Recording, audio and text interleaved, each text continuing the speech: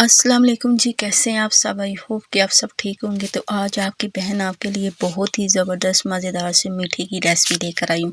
आज मैं आपके लिए बहुत ही स्पेशल किस्म का कस्टर्ड बनाने की रेसिपी लेकर आई हूँ। शादियों में बनने वाला कस्टर्ड इतना ज़बरदस्त मज़ेदार क्यों होता है और किस तरीके से वो बनाते हैं, आज आपकी बहन आपको इस कस्टर्ड को बनाने का तरीका बताएगी कि शादी हाल में कस्टर्ड किस तरीके से बनाया जाता है। तो चलिए जी जल्दी से रेसिपी को शुरू करते हैं। बिस्मिल्लाहिर्रहमानिर्रहीम। अस्सलाम वालेकुम। यहाँ पे देखिए जी 1 किलो मैंने ले लिया है दूध, ठीक है। और दूध आप यहाँ पे कच्चा भी ले सकते हैं और कड़ा हुआ दूध भी ले सकते हैं, ठीक है। तो यहाँ पे मैंने दूध को पहले उबाइल करवा लिया था। उबाइल दिलवा के फिर मैंने दूध को अच्छी तरह से ठंडा कर लिया। ठंडा करने के बाद यहाँ पे मैं थोड़ा सा दूध निकालूंगी, जिस दूध के अंदर हमने कस्टर्ड को मिक्स करना है। अब जो बाकी का दूध है हमने इसको अच्छी तरह से पका लेना है। इसके अंदर हम चीनी डाल कर, ठीक है, चीनी डालेंगे। यहाँ पे तकरीबन मैं 4 टेबलस्पून चीनी ऐड करूँगी। आप अपने टेस्ट के मुताबिक चीनी ऐड कर सकते हैं, कम या ज़्यादा कर सकते हैं। चीनी डाल के आपने अच्छी तरह से इसको मिक्स करना है और हल्की आंच पे दूध को कढ़ने देना है मज़ीद, ठीक है। अच्छी तरह से इसको काढ़ेंगे, पकाएंगे, ठीक है।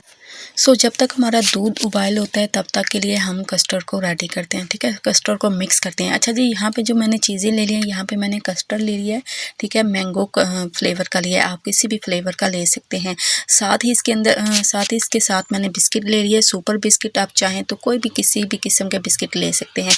और जो सीक्रेट बात है वो है जी यहाँ पे ब्रेड क्रम्ब। मैंने ब्रेड क्रम्ब लिए हैं, आप चाहें तो ब्रेड भी ले सकते हैं। तो सबसे पहले हमने कस्टर्ड को मिक्स करना है। तो कस्टर्ड यहाँ पे मैंने तकरीबन 3 टेबल स्पून लिया था, भर के ले लिया था, ठीक है। तो अच्छी तरह से हमने कस्टर्ड को मिक्स कर लेना है। याद रहे कि 1 किलो दूध के अंदर 3 टेबल स्पून आपने कस्टर्ड डालना है। जो बड़े वाला चम्मच होता है ना, वो वाला चम्मच आपने डालना है और अच्छी तरह से इसको मिक्स करना है ताकि इसकी गुठलियाँ वगैरह सारी ख़त्म हो जाए, गुठलियाँ नहीं रहनी चाहिए। अब यहाँ पे देखिए जी दूध को उबाइल आ चुका था। दूध को अब आपने अच्छी तरह से पहले मिक्स करना है ताकि जितना भी नीचे जो बैठा हुआ दूध है वो सारा इसके अंदर हल हो जाए, मिक्स हो जाए। तो अच्छी तरह से दूध हमारा थोड़ा सा गाढ़ा हो जाए। अब मज़ीद दूध को गाढ़ा करने के लिए जो असल ट्रिक है ना, वो है जी ब्रेड क्रम्ब। जो शादी हाल में बनाया जाता है उसके अंदर भी ब्रेड का यूज़ होता है, यहाँ पे ब्रेड क्रम्ब का यूज़ होता है। और इस तरीके से कस्टर्ड का जो टेस्ट है वो दोबाला हो जाता है और इतना टेस्टी, इतना ज़बरदस्त बनता है ना कि खाने वाला कहता है कि पता नहीं क्या डाला है इस चीज़ में, इस कस्टर्ड के अंदर। अच्छा जी, यहाँ पे मैंने ब्रेड क्रम्ब डाले हैं, तकरीबन 3 टेबलस्पून ही मैंने ब्रेड क्रम्ब डाले थे, ठीक है। ब्रेड क्रम्ब को आपने पहले अच्छी तरह से रोस्ट करना है। रोस्ट करने के बाद फिर आपने डालना है। उसके बाद देन आपने दूध के अंदर डालना है। दूध के अंदर डाल के फिर आपने अच्छी तरह से मिक्स करना है ब्रेड क्रम्ब को।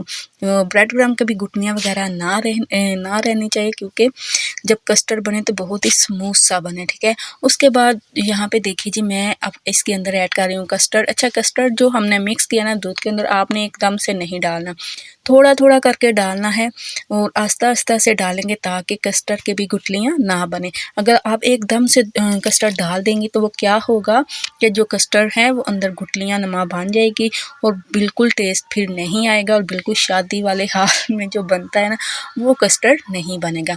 अच्छा जी, कस्टर्ड डाल के आपने अच्छी तरह से इसको मिक्स करना है। तकरीबन 4 से 5 मिनट आपने हल्की आंच पे इसको पकने देना है। उसके बाद आपने कस्टर्ड को अच्छी तरह से ठंडा कर लेना है। तो यहाँ पे देखिए जी कस्टर्ड को मैं ठंडा कर रही हूँ। जैसे ही थोड़ा सा ठंडा हो फिर आपने क्या करना है, हैंड बीटर के साथ इसको अच्छी तरह से बीट करना है ताकि ये बिल्कुल स्मूथ लेवल में आ जाए। उसके बाद फिर आपने एक प्यारा सा बाउल लेना है। बाउल के अंदर फिर आपने कस्टर्ड डालना है। अब यहाँ पे मैं इस पे लेयर जो लगाऊंगी वो मैं बिस्किट की लगाऊंगी, ठीक है। अच्छा जी, यहाँ पे मैंने बिस्किट जो है लिए हैं वो मैंने सुपर बिस्किट लिए थे। आप चाहें तो कैंडी ले सकते हैं या कोई भी आपको बिस्किट किसी भी ब्रांड का पसंद है ना, चॉकलेट वाला पसंद है तो आप वो बिस्किट ले सकते हैं। अच्छा जी, बिस्किट को मैंने यहाँ पे चूरा कर लिए थे बिस्किट का और मैंने फिर यहाँ पे इसके अंदर थोड़े थोड़े से डाल दिए, ठीक है। पहले थोड़ा सा कस्टर्ड हमने डालना है, फिर ऊपर हमने बिस्किट की लेयर लगानी है और देन फिर हमने दोबारा इसके ऊपर कस्टर्ड डाल देना है। तो यकीन करें इतना ज़बरदस्त मज़ेदार सा ये कस्टर्ड बन के तैयार हुआ था। ऐसा लग रहा था कि जैसे किसी की शादी पे हम गए हैं और हम वहाँ से ये कस्टर्ड खा रहे हैं। तो बहुत ही ज़बरदस्त मज़ेदार सा ये बन के तैयार होता है और एक झटपट से बन के तैयार हो जाता है। कोई इतना टाइम नहीं लगाना पड़ता, कोई इतनी मेहनत नहीं करनी पड़ती। जैसे कि आगे रमज़ान शरीफ आ रहा है, बहुत ही नज़दीक है रमज़ान शरीफ, और आप इफ्तार टाइम में इस मीठे को बनाएं, खिलाएं और खूब इंजॉय करें। यकीन करें जब आप इसे इफ्तार टाइम में खाएंगे ना तो इतना सुकून और इतना आपको मज़ा आएगा कि आप खाते ही रह जाएंगे। आपने जितना भी हैवी खाना खाया होगा, पकौड़े समोसे जितने भी आपने खाए होंगे, उसके बाद आप इस मीठे को ज़रूर ट्राई करिएगा, ज़रूर खाइएगा। तो आपको खाने का इतना ज़बरदस्त टेस्ट आएगा, इतना मज़ा आएगा कि आपका दिल करेगा कि बार बार खाएँ। तो यहाँ पे मैंने इसको अच्छी तरह से गार्निश करके फ्रिज में रख दिया था ताकि ये अच्छी तरह से ठंडा हो जाए। तो ठंडा होने के बाद यहाँ पे देखिए कितना ज़बरदस्त सा हमारा कस्टर्ड बन के तैयार हो चुका है। तो माशाल्लाह बहुत ही टेस्टफुल, बहुत ही ज़बरदस्त मज़ेदार सा ये कस्टर्ड बन के तैयार हुआ था। और यहाँ पे आप चेक करें, आपको ऐसा लग रहा है ना जैसे किसी शादी हाल में बना हुआ हो। बहुत ही टेस्टी बना था, आप कहेंगे कि खुद ही तारीफ़ करती जा रही है। तो यकीन करें, आप जब बनाएंगे ना तो आप भी मेरी तरह इसकी इतनी ही तारीफ़ करेंगे जितनी मैं कर रही हूँ, बल्कि मेरे से भी ज़्यादा करेंगे। और सो उम्मीद करती हूँ मेरी आज की रेसिपी आपको अच्छी लगी होगी, पसंद आई होगी।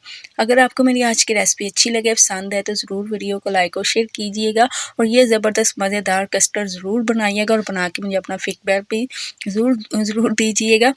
अपना और अपनी फैमिली का ढेरों ख्याल रखिएगा, मुझे भी अपनी दुआओं में याद रखिएगा और रोज़ों में इस तरह की ज़बरदस्त मज़ेदार सी रेसिपी ज़रूर बनाते रहिएगा और अपने प्यारों को खिलाते रहिएगा ताकि आपको रोज़े का सवाब भी मिले और जो आप खाना बनाती है ना उसका भी आपको सवाब मिलेगा और जो खाने वाला आपको दुआ देगा वो अलग होगी।